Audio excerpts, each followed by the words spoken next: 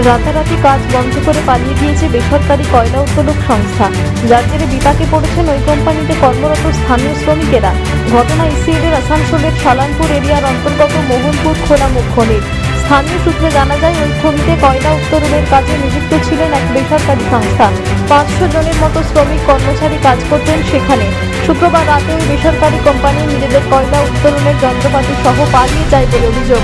কোম্পানিতে কর্মরত স্থানীয় শ্রমিকদের দাবি, শনিবার সকালে তারা দেখেন ওই বেসরকারি সংস্থার কোনো আধিকারিক কর্মচারী সেখানে নেই কোনো যন্ত্রপাতিও। গত 2-3 মাস ধরে বেতন বকেয়া রয়েছে তাদের। কোম্পানি পালিয়ে যাওয়ায় চরম বিপাকে পড়েছেন তারা। অবিলম্বে নতুন কোম্পানি দায়িত্ব নিয়ে কয়লা উত্তোলন শুরু করুক, তাদের বকেয়া মেটানো হোক, এমনই দাবিতে খনি চত্বরে বিক্ষোভ দেখান শ্রমিকেরা।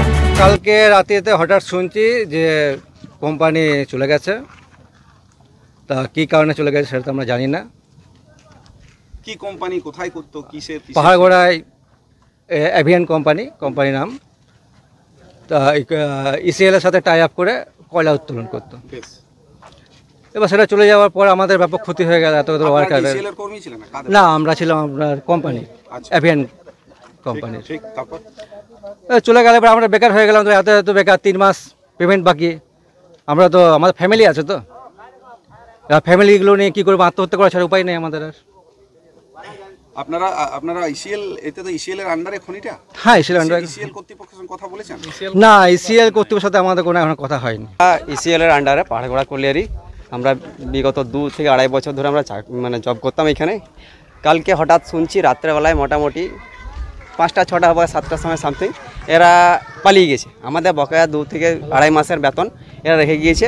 এখন পর্যন্ত আমাদের কোনো হদিশ পাওয়া যায়নি কোম্পানি কোথায় গিয়েছে বা কী। আমরা বেতনের জন্য তো এক তো দাবি জানাচ্ছি যে আমাদের বেতন কর্ম পাওয়া যায়। তা আমরা যা অবস্থা, তো কোম্পানির এখন পর্যন্ত কোনো স্টাফ নেই। আমরা এখানকার লোকাল স্টাফ। কতজন চাকরি করতেন? মোটামুটি 400 থেকে 500 জন। আপনার কি এই বেসরকারি কোম্পানি? হ্যাঁ, বেসরকারি কোম্পানি ইসিএল। হ্যাঁ, এর আন্ডারে কাজ করতাম। ইসিএল এখন কিছু বলছে না।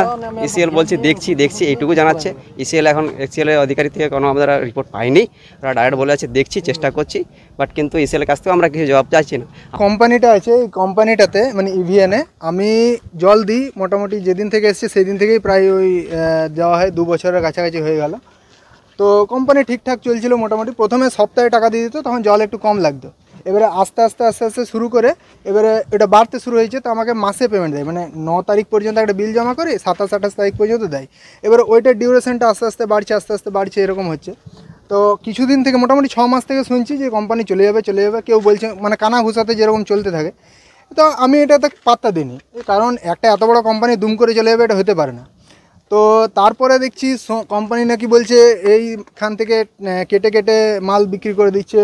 এইখানে একটা কাঁটা ছিল সেটা বিক্রি করে দিয়েছে। তো সেইগুলো আমার অত পাত্তা দিইনি। তো আজকে যেমন সকালবেলা আসছি, এসে পরে দেখছি এখানে পুরো ভিড় জমে আছে। তো শুনছি কাল রাত্রে নাকি কোম্পানি চলে গেছে বলছে। তো দেখুন, রাতারাতি তো চলে গেছে। এখন আমরা তো তাই দেখছি এসে পরে।